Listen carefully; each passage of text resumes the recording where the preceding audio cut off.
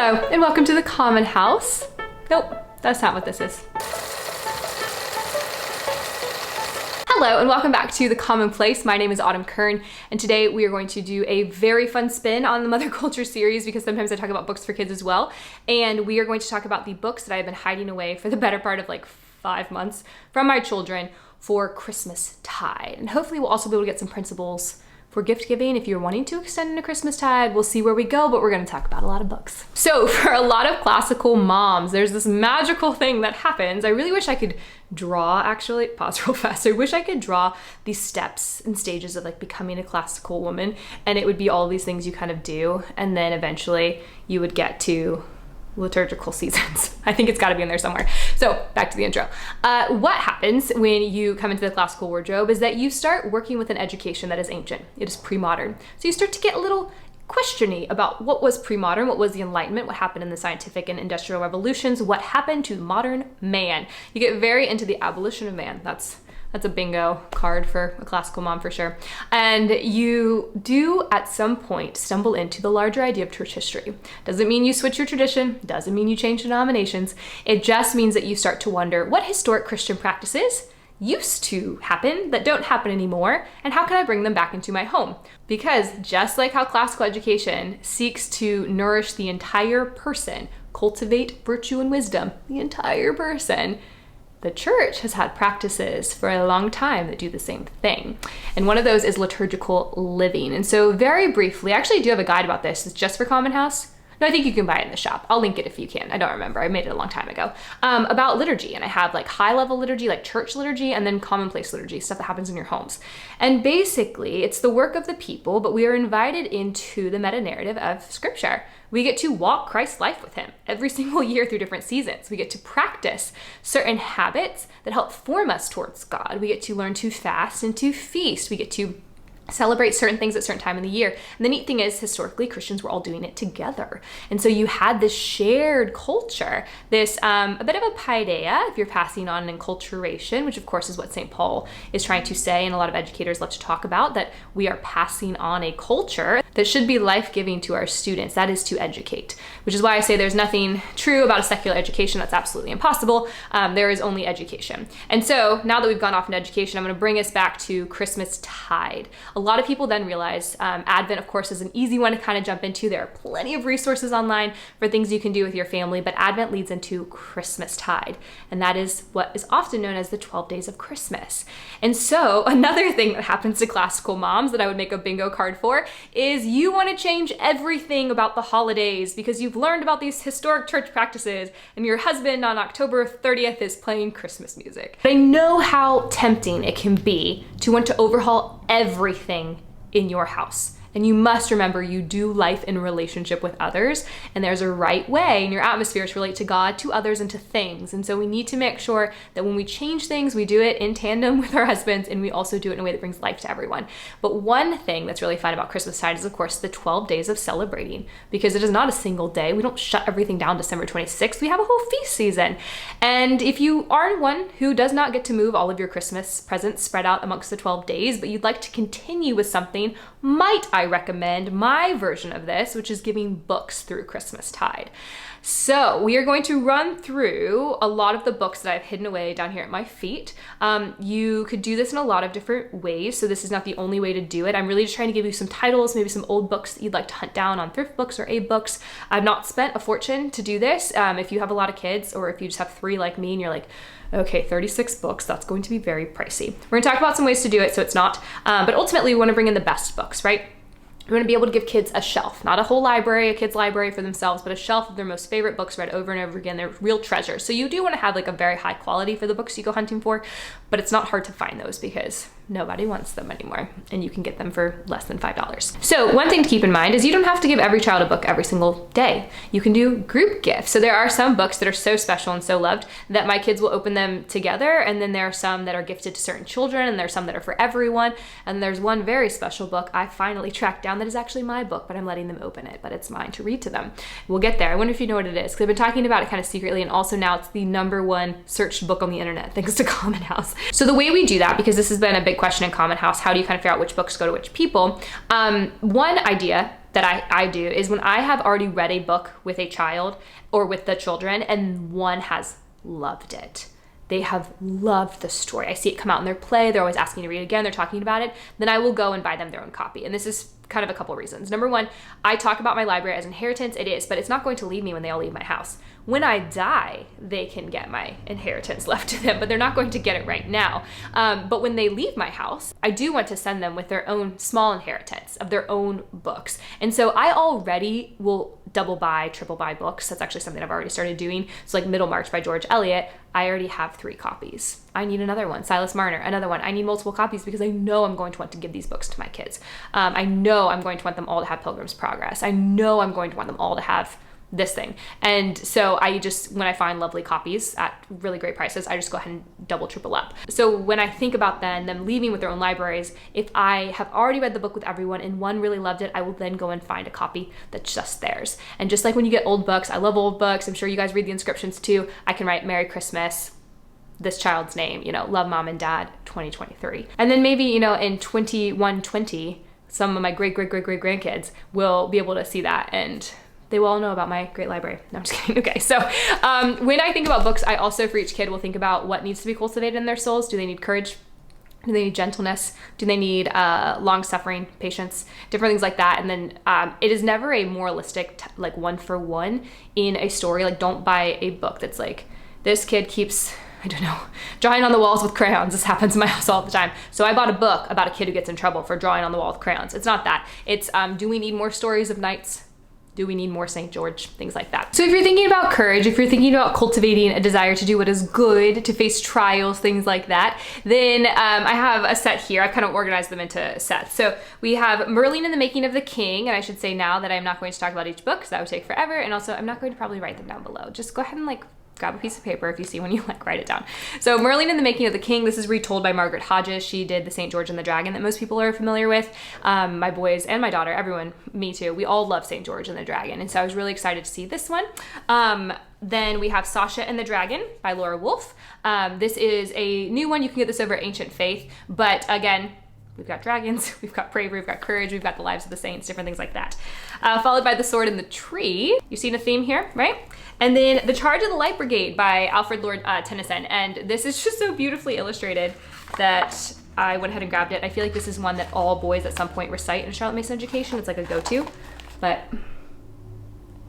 just really love the art in it. So this is a section for kind of cultivating courage, giving a little bit taste of defeating, fighting the dragon, getting the girl, that sort of embodied reality of God's plan, the one he has. So there's that one. Then I think about children with particular interest. If I can find something that I know they'll pore over and they'll love. And so for my middle guy, affectionately known as the Boy King, he is my tinkerer. He takes things apart. He takes everything apart. Most of the time he can put it back together, whether it's a circuit board or it's actually just like pieces of something. His mind is always tinkering. And I joke that he's kind of like a German Shepherd. If I do not anticipate his needs, if I'm not aware that he is going to have something to chew on, mess with, not literally chew on, but mentally chew on, then he will tear my house apart like a German Shepherd. They must be exercised, they must be challenged, or else they destroy things. He literally will take apart the house. The bricks will be off the house if I leave him to his own devices. And so for that guy, we have the Cabinet Makers, and these are just sort of the old living books that no one wants anymore, but have beautiful illustrations, speak in poetic language, talk about how people used to, like the technique of building cabins, which let me tell you, bespoke cabinetry in a kitchen is very on trend right now. So perhaps he will find something that he can put his hands to as a handicraft and also bless others with one day, me in particular, my kitchen.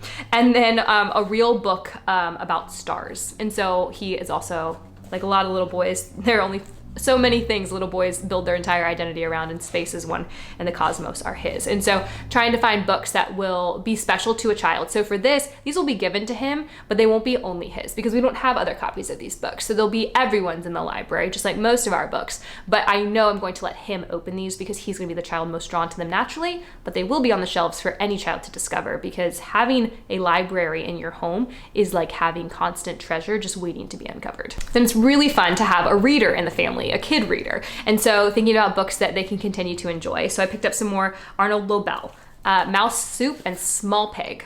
Neither of these will probably be saved for forever. They will be thrown in her satchel. They will be taken to the beach, to the park, to the lake, whatever it is. But they are books that she can read, which right now is just the greatest delight to all of the kids. My oldest can just read. It's amazing. She can read to them in the car. She can read to them at tea time. It's really wonderful. And she loves to be up in her bunk and just lost in her own world, which is really fun. So also consider books that are kind of reader level appropriate for wherever your child is. And again, these will be for her to open because she's the one who can read them, and she will realize very quickly, oh, this is a book I can read right now easily, but they're going to be gifted to everyone. I hope that's making sense. So while I would say that all the books are going to say something true about God's world, there are some books that we've purchased that are for actual, like for the spirit. And so one is Brave, Faithful, and True. This is over at Ancient Faith Publishing as well. And it works through kids from the Bible and talks about how they were faithful to God and what it looked like in their lives. And if you haven't heard me talk about this, one thing I love about Mason is that she took kids seriously. She had a lot of respect for them, and she thought they stood on their own 2 feet with God.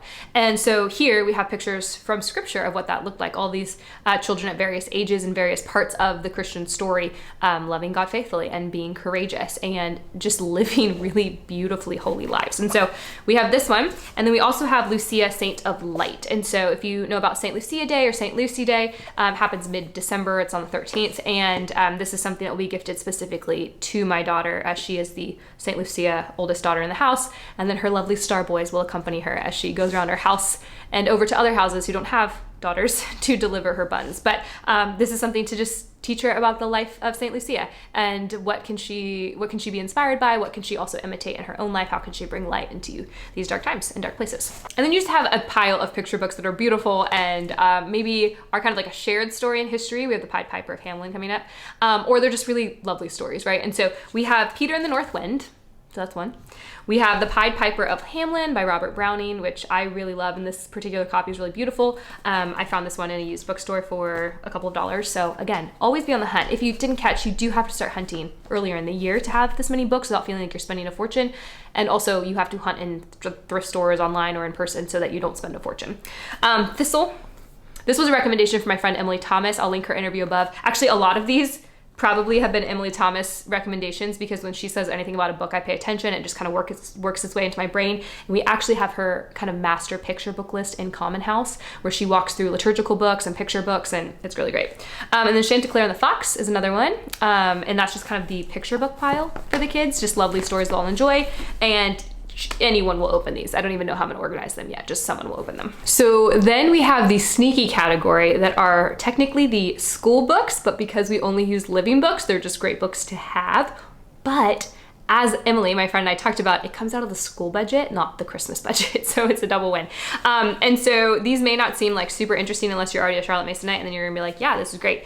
Now you know that I only like to find the old books for school. I don't like to use the reprints now if I can help it, if I can find them. The problem with this though, actually I've got some beef with the internet, particularly with Common House, I'm talking to you. Now that I've talked about this so much and shown that there's a whole world of beautiful old books that you can have instead of the paperback reprints, now everyone's hunting for them. And my husband keeps laughing at me when I find a book. I'm like, oh, it says it sold yesterday, but like, how did I miss it? I've been looking for this book every single day. He's like, it's probably someone in Common House. And then no joke, I will go and find someone in Common House celebrating that they got this book. I'm like, dang it. I told you guys my tips. Now you're using them against me. But it's good. It's working on my book gluttony, so it's okay. I appreciate the help, guys. Okay, so Genevieve Foster is someone that we read pretty regularly in the Charlotte Mason world, but we have her this year for her Theodore Roosevelt book, which I hunted forever for.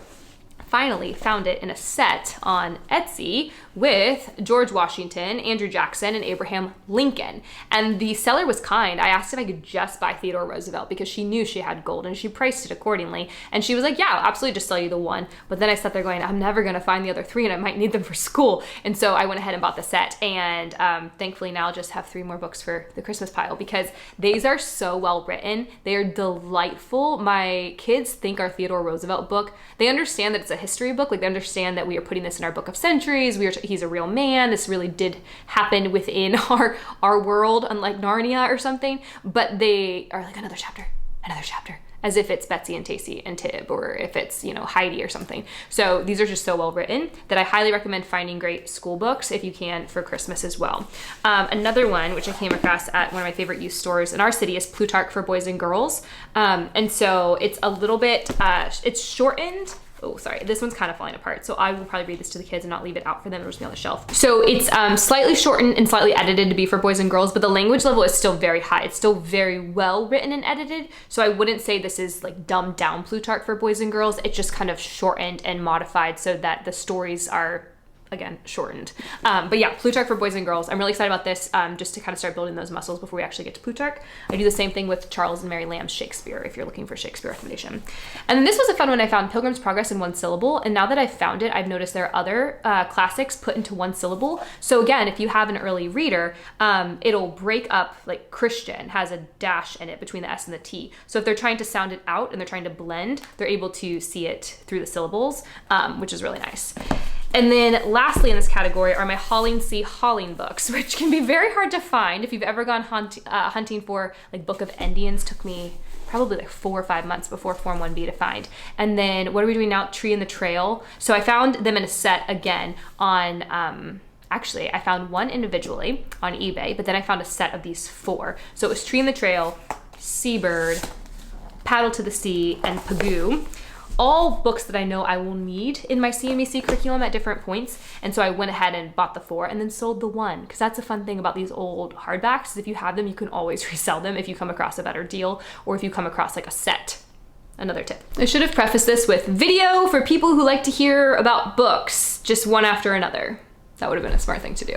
Thanks for hanging in. So next things I have are actually for St. Nicholas Day, and I want to tell you about these because a CMEC family brought these back to life. So this is the St. Nicholas magazine as it's currently published. Of course, I have now gone to find what the originals looked like, and they are beautiful. I won't say I won't try to buy them. So this set was started by a CMEC family. I believe the daughter, who's in one of the upper forms, actually launched this, and it's a magazine for kids. So all the submissions are from children, and they have poetry, they have pictures, they have short stories, they have, oh yes, okay, editor-in-chief, Fiona. And I'm pretty sure that she is maybe like Form 4 or something, but they were selling these at the fall retreat for the CMEC, and I bought 3 of them to give to my oldest because she will love this, and then she can also submit if she wants to. So there are assignments in the back, and you find out so I'll just tell you these. Write a story with the title All's Well That Ends Well. Write a poem with the title Courage. Draw a picture with the title Dancing. Take a photo with the title A Place to Read. And then there's a deadline and stuff. I love this. I love this. It is beautiful. These are very well made. It's so darling. Like the work in here is really good. I'm really pleased by it. And I know my daughter is going to love it. My boys will eventually love it. They're just probably a little too young for it. But they have the boots up there for like St. Nicholas Day boots. So if you do St. Nicholas Day, kind of fill boots with traditionally oranges and gold chocolate coins. We also do Christmas jams, and then we do books. So these are going to go in my daughter's boots because she's just going to be delighted that this exists and that kids have put it together. So yeah, those are fine. They're kind of my category of like kind of like arts. And so then we have songs from Shakespeare. Any way you can introduce your children to Shakespeare. Whoa, that is not right. Anyway, no. Any lovely way you can introduce your children to Shakespeare is a good idea at any time. There is the book, How to Teach Your Children Shakespeare? Ken Ludwig? That might be the title. It's a great book. But I read it when my oldest was probably turning 4. And so by the time she was 4, we'd memorized a good bit of A Midsummer Night's Dream, like the section that he has. It starts with I know a bank. And like, if I say that, all my kids will burst into reciting this part of Shakespeare. So anytime you can give them Shakespeare, it's great. And Shakespeare is not above their level, particularly when it's about nature. They have a lot to pull from because kids learn from things. And if they spend a lot of time out of doors, then they're actually able to understand and really love the idea shared. So anyways, songs from Shakespeare. And then some more in this kind of category. I have Mozart tonight. It's just a picture book about Mozart. My kids play the violin and the cello. My youngest is going to start in the winter with his cello. So we have like a nice little strings situation going on in our house. So I love to buy anything with composers with the music they listen to and the music that they are sometimes partially playing, but then also just the music they like to hear. Because hot tip, if you have kids who play instruments, all kids, I think, go through seasons where they don't really want to practice. For us, it's like a non-negotiable. You have to play an instrument as part of your education and life in our home. But rather than nag children, just play really good music. And it doesn't have to be classical. It can be like if your kids are familiar with classical and they enjoy listening to it, which most kids actually do, that's great. But also like really good folk music. If you do things like Trampled by Turtles or Nickel Creek or stuff like that, my kids love listening to that. And so they'll then want to be like, oh, I gotta go practice because one day I want to play like that. It's the inspiring idea. It's way better to give them a picture book and good music, and they'll want to practice some more. Then there's the 12 Dancing Princesses. guess who that one's for? And the Nutcracker, which we are going to the Nutcracker Ballet as a gift to my oldest for Christmas. And so these two will also be given specifically to her. Then we get to the great classic stories. So here we have a set of Anne of Green Gables. They're these really lovely cloth bound hardbacks that are very feminine and lovely. These are of course for my daughter. We read the first two Anne books when she was very sick in January. One thing that I started doing, because my kids seem to just always be kind of sick, was rather than be like, okay, well you can watch a movie because you're sick, instead I just started being open to reading aloud as long as they wanted. So I would read aloud for like upwards of like 6 to 8 hours a day when they were all really sick. And we made our way through a number of Annes. And so these are for my daughter because we've already read some of them. We haven't read all of them, but this is a very feminine set. So I hope she'll let the boys borrow them because Anne is a story for boys as well, but it's going to be gifted to her. And also gifted to her will be her first copy of Grimm's fairy tales. So we have been reading Grimm's for a long time, and really recently I felt like we weren't getting enough fairy tales. It was no longer part of our school rotation, and so I brought them back before bedtime to make sure that the kids are getting an adequate diet of fairy tales. And everyone loves them, but my daughter, of course, being the reader and loving them so much and always wanting to hear more, I decided it was time for her to have her own copy of Grimm's. So we have Grimm's for her. Then The Wind in the Willows, which we already have a copy of. So this is now just going to be a dual copy. I'm not sure who I will be giving it to eventually, but it's a story that everyone's really loved. We're not finished with it. We're about halfway through, but I went ahead and grabbed it because I liked that it came in this box. That's a good enough reason. Also, it's just a really pretty copy. So we went ahead and I think I got it for $2. So that's also why. You can never have too many Wind in the Willows in the house. And then lastly in this category was my big find. So if you listen to my interview with Trey Bailey for Magdalen College, which I will link above, he asked me, because I'm often at book sales and openly talk about how much I love library sales and love taking my kids with me and the hunt and everything. It's just a delight to do. He asked me what book I would freak out over basically if I found it at a book sale. And I think I probably said UK-based Narnia, like the English spellings in them, that I'd be really excited, but really what I wanted to find was a copy of The Silver Trumpet by Owen Barfield. And I had been looking for The Silver Trumpet for about 9 months because Emily Thomas lent her copy to us, and it is an amazing fairy tale. I got it. Written by Owen Barfield, who was an Inkling, so Lewis and Tolkien, those guys, but this is the only fairy tale he wrote. He then went off to be a solicitor, so he kind of took a totally different path in life, and Lewis thought this was basically perfect. Tolkien's kids said it was better than his writing, and then went around playing it all of the time. So that's like some high praise for a fairy tale. But Emily lent it to us and we loved it. My daughter and I especially, the boys were playing Rudy 2 all the time. It was great. So I set out trying to find this. And when I'm looking for a book, when I say I look every day for 9 months, I am not joking. Every single day, I have one point where I make a search for it. And after I talked to Trey, the very next day, I found the book and I was out of my mind. I bought it, I was so excited, and then the seller canceled the order. I was devastated. I don't think you understand. I almost cried. It was very hard for me because I had found it. I was so excited. It was a Christmas miracle, which was I was hoping for, literally praying for, that I would find this book to be able to like give it to my kids, but really it's my book. So that I'd be able to give it to myself and read it to my kids. And I finally found it and they canceled the order. I was devastated, and I was telling Emily all about this. All the shout outs to Emily today, because I was just devastated. She was so excited with me and then so sad. And she said, well, maybe this is grace. Maybe you're gonna find like a better copy, because I wanted hardback, and I did find hardback. I did not want paperback though. And maybe you'll find it at a better price or all these things. And so I just committed to myself that of course I was gonna find it at Goodwill for $5, because this book goes for hundreds of dollars sometimes. They're just not easily found. There were not a lot printed and it's hard to come by them. And then I finally found one a couple of weeks ago, and it was a little bit cheaper than the one that I had lost. And I would not celebrate until it was in my hands, but it came from a library sale in California. They were selling it. And so they knew they had gold, but they didn't try to twist my arm about it. And so that was great. So now I have it, and it is hardback, and I love it, and I will read it to my children. It's mine.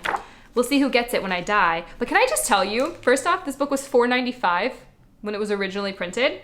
And then someone bought it for 39 cents. Yeah.